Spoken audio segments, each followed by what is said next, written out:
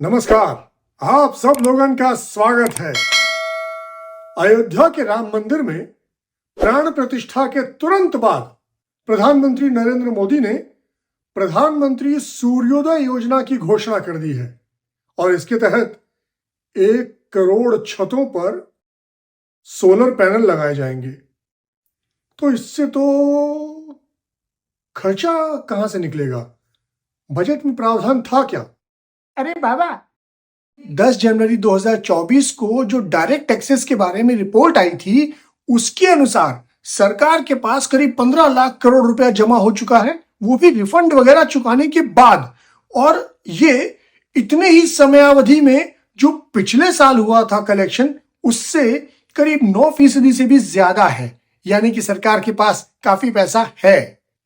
अच्छा, तो ये बात है। हाँ, लेकिन ये बजट इस बार आम बजट तो होगा नहीं, क्योंकि 2024 में आम चुनाव होने वाले हैं।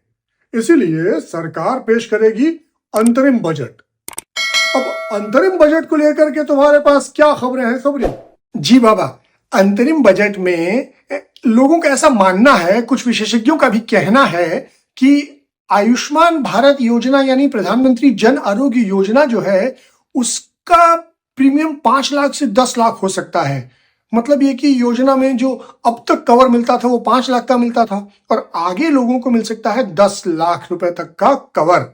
लेकिन इसमें एक पेच आ गया है और वो ये है कि जो इसकी प्रीमियम भरनी है वो अभी 60% करीब केंद्र सरकार देती है। लेकिन अगर ये स्लैब बढ़ गया तो इसका बोझ राज्य सरकारों पर आ सकता है, ऐसा मानना है। इसीलिए कई राज्य सरकारों ने प्रधानमंत्री को चिट्ठी लिख करके ये कहा है कि वो 70% भुगतान करें, तब जाकर के ये योजना लागू करें। तो इस बारे में भी देखना पड़ेगा कि ये कैसा मोड़ लेता है। इसके अलावा टैक्स स्लैब के बारे में काफी चर्चा चल रही है। लोग ऐसा मान रहे हैं कि अंतरिम बजट में ऐसा हो सकता है कि टैक्स स्लैब बदल जाए। जैसे पिछली बार नई टैक्स रिजीम जो लागू की गई, उसके अंदर 7 लाख तक कोई टैक्स नहीं लगता और 50,000 डिडक्शन के मिला लिए जाएं तो 7.5 लाख रुपए तक कोई टैक्स किसी का है ही नहीं नई रिजीम में। तो इस बार ऐसा मानना है कि वो 8 या 8.5 तक पहुंच सकता है, ऐसा लोग सोच रहे हैं। इसके अलावा कई सालों से लोगों की उम्मीद है ATC के तहत जो वो सेविंग करते हैं उसके बारे में कि वो बढ़ जाए, होम लोन की लिमिट और ऐसी तमाम चीजें हैं जो वो चाहते हैं कि आम जन को जिससे फायदा होता है, सैलरीड क्लास को जिससे फायदा होता है, उसके लिए शायद सरकार कुछ सोचेगी। तो खबरी, इसमें पेच होंगे या चुनावी दांव पेच होंगे? हैं? क्या करेगी सरकार?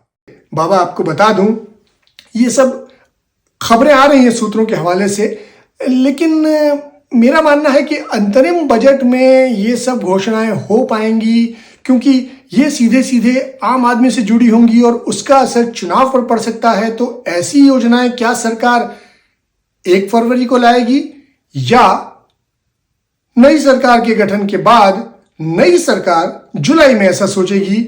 ये सोचने वाली बात होगी। भाई, खबरी की बातें तो आप सब लोगों ने सुन ही ली।